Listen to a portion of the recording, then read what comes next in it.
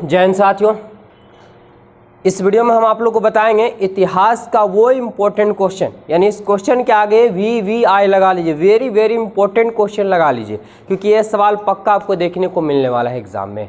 बहुत ही खास क्वेश्चन है, हर साल पूछा जाता है ये क्वेश्चन।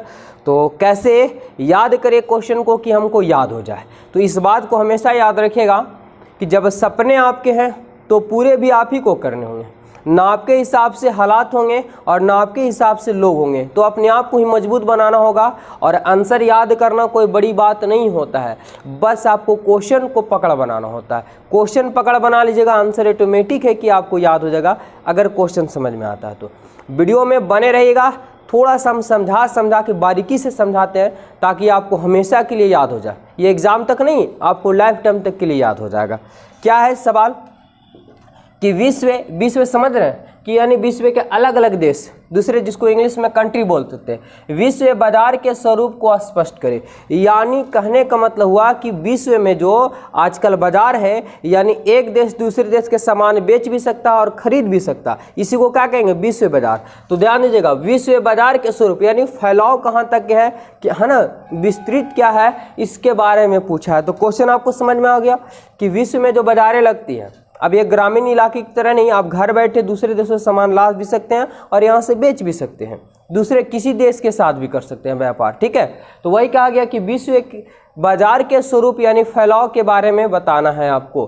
तो चलिए आंसर भी लिख चुके हैं और बहुत ही बारीकी तरीके से समझाते हैं। वीडियो में सिर्फ बने रहिएगा, सीधा माइंड में जाएगा।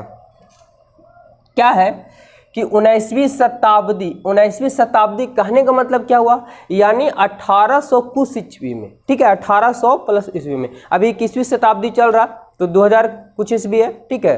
तो वही है क्या, 19वीं शताब्दी से विश्व में अनेक महत्वपूर्ण बदलाव आए, यानी 1800 ईस्वी के बाद बहुत सारे बदलाव आए।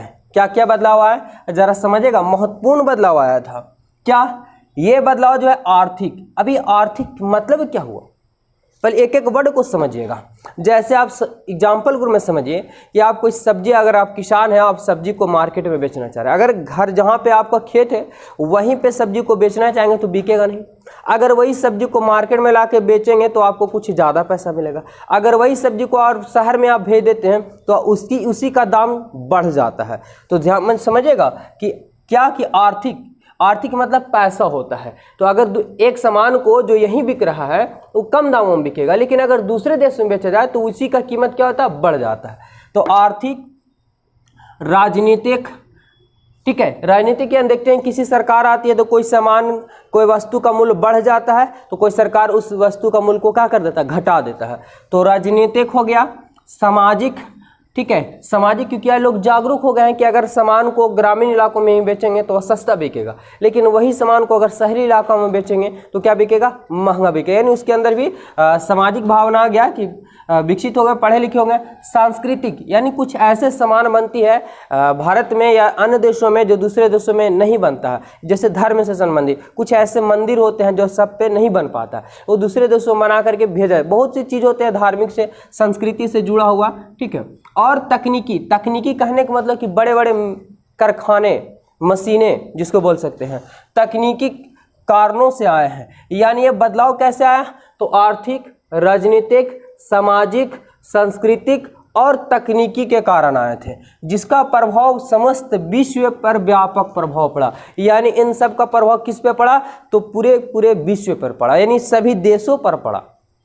अब समझिएगा आगे कि औद्योगिक क्रांति के द्वारा, अब औद्योगिक क्रांति क्या हुआ, औद्योगिक मतलब होते हैं कल कारखाने, जो बड़े बड़े फैक्ट्री जिसको आप बोलते हैं। क्रांति मतलब होता है बदलाव, यानी बड़े बड़े कल कारखाने के द्वारा उत्पादन के बढ़ने आकार के कारण। अब ये उत्पादन मतलब क्या होता है, तो जैसे अगर 1000 मजदूर मिल करके किसी वस्तु को बनाते हैं तो एक अकेला मशीन जो है हजारों मजदूरों के आपस में क्या करेगा, बराबर होगा। यानी एक मशीन जितना जल्दी और सटीक रूप से काम कर सकता है उतना जल्दी से मजदूरा भी काम नहीं कर सकते। आज देखेंगे कि जेसीबी का नाम सुनेंगे आप लोग, तो कितना जल्दी अगर किसी आहर पे मट्टी देना है तो एक अकेला जेसीबी जो है 4 घंटे में कर देगा, उतना जो है 10 दिन में मजदूरा भी नहीं कर पाएंगे।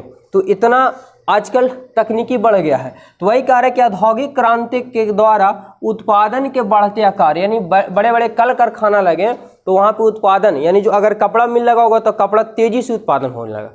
पहले गांधी जी का चरखा हुआ करता था, ठीक है, उनसे कपड़े की बुनाई की जाती थी, तो धीरे धीरे होता था।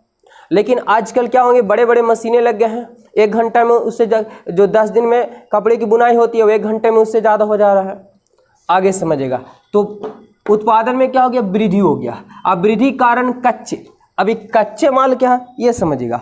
जैसे चीनी बनता है तो चीनी के लिए क्या चाहिए, ईख यानी केतारी चाहिए, तो केतारी क्या हुआ, कच्चा माल हो गया। अच्छा, कड़वा तेल जिसको आप लोग सुनते होंगे सरसों तेल बोलते हैं, तो सरसों तेल के बनाने के लिए क्या चाहिए आपको, सरसों चाहिए, तो सरसों क्या हो गया, कच्चा माल हो गया। तो कच्चे माल तथा तैयार वस्तुओं को, यानी इन सब चीज़ों से जो वस्तु बनता था इनकी बिक्री के लिए यानी बेचने के लिए, अब जहाँ फैक्ट्री लगा हुआ है वहीं तो बिकेगा नहीं, उसको बेचने के लिए कहीं ना कहीं जगह होना चाहिए ना, तो उसकी बिक्री के लिए बाजार की आवश्यकता थी। किसकी आवश्यकता थी, बाजार की आवश्यकता थी। लाइट चला गया, घबराइएगा नहीं, चलिए आगे समझिएगा। बाजार की आवश्यकता थी हुई। अब इस विश्व बाजार के स्वरूप का आकार था कपड़ा उद्योग।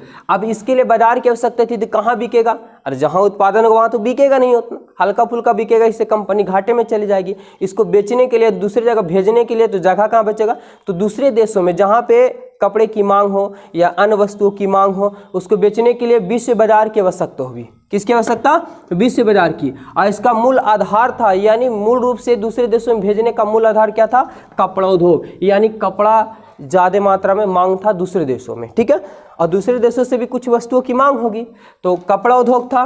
औद्योगिक क्रांति के फैलाव के साथ साथ, यानी जब बड़े बड़े कल कारखाने लगने लगे, ठीक है, ये तेजी से वृद्धि हुआ, बहुत सी फैक्ट्रियाँ लगने लगी, तो साथ साथ में बाजार का स्वरूप हो गया, यानी धीरे धीरे विश्व बाजार का रूप में फैलाव होने लगा, यानी सामान दूसरे देशों में भेजा जाने लगा और दूसरे देशों से कच्चा माल लाया जाने लगा, या जो भारत में नहीं बनते दूसरे देशों से लाया जा रहा, और जो दूसरे देशों में नहीं बनते भारत से भेजा गया, यानी एक देश दूसरे देश के साथ क्या करने लगा, सामानों की हेरा फेरी यानी बिक्रा बिक्री करने लगा। इस प्रकार विश्वव्यापी होता गया, यानी दूसरे देशों के साथ व्यापार संबंध जुड़ गया। इसी को क्या कहते हैं, विश्व बाजार कहा जाता है। तो उम्मीद करते हैं कि बहुत ही अच्छे तरीके से पॉइंट समझ में आया होगा, थोड़ा सा समय तो लगा लेकिन बिल्कुल समझ में आया होगा। वीडियो अच्छा लगा तो वीडियो को एक ठोक दीजिए लाइक, और चैनल को सब्सक्राइब कीजिए, क्योंकि यहाँ से एग्जाम से रिलेटेड जो क्वेश्चन बनते हैं आपको हम इस चैनल पर प्रोवाइड करा रहे हैं। जय हिंद, मिलेंगे नेक्स्ट वीडियो में। वीडियो का स्क्रीनशॉट लेकर लिख लीजिएगा।